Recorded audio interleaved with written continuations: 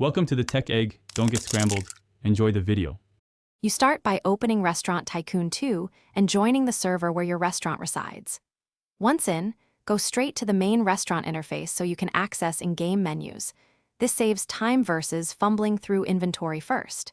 If you're not the owner, make sure the owner has granted permissions or is present to open the review panel for you. You need a stable connection and the latest game version so the review data loads correctly without errors.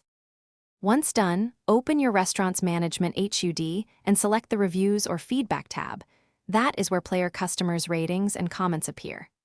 Make sure to use the filters, date, star rating, or server to narrow down noisy data so you can find actionable feedback quickly. If comments aren't visible, toggle any compact or advanced view options, because some versions hide long comments by default. Using filters also speeds up loading times on crowded servers. You finish by reading prioritized reviews. Focus on recurring complaints first and note what players praise so you don't remove strengths. Then implement changes. Adjust menu prices, tweak staff assignments, or redesign seating to address specific issues. Make small changes and recheck reviews to measure impact.